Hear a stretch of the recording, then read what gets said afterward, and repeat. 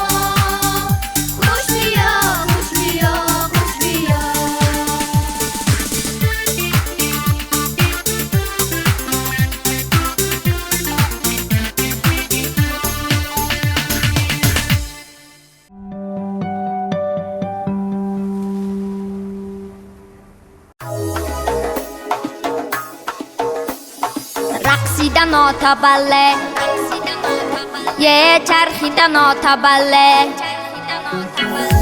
حسنی تو چون فرشته عاشقی رقص رقص کشته حسن تو چون فرشته عاشق رقص کشته من با امیدی رقصی زیبایی تو نشسته من با امیدی رقصی زیبایی تو نشسته رقصیدن آتبله چرخیدن آتبله رقصیده با تبسم نازیدن آتبله رقصیدن آتبله چرخیدن آتبله رقصیده با تبسم نازیدن آتبله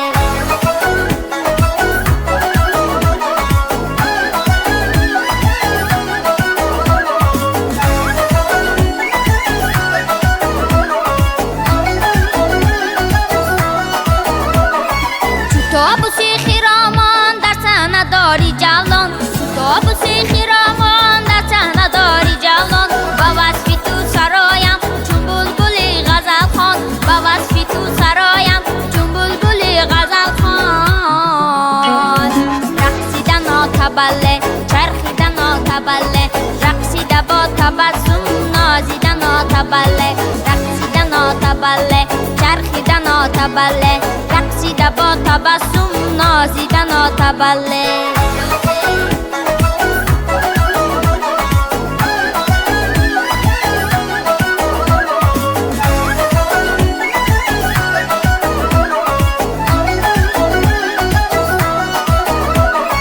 خدیب زبو رساز میدهد صحنه را خدیب زبو رساز میدهد صحنه را با رقصهای زیبایت صحنه را دادی آرا با رقصهای زیبایت صحنه را دادی آرا رقصیدن آتبله چرخیدن آتبله رقصیده با تبسم نازیدن آتبله رقصیدن آتبله چرخیدن آتبله رقصیده با تبسم نازیدن آتبله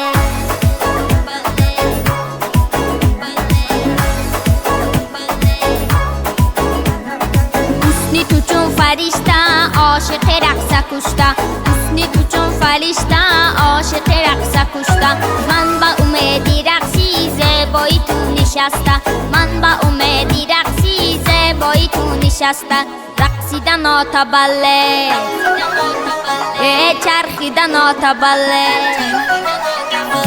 رقصیدن آتبله چرخیدن آتبله رقصیده با تبسم نازیدن آتبله رقصیده با تبسم نازیدن آتبله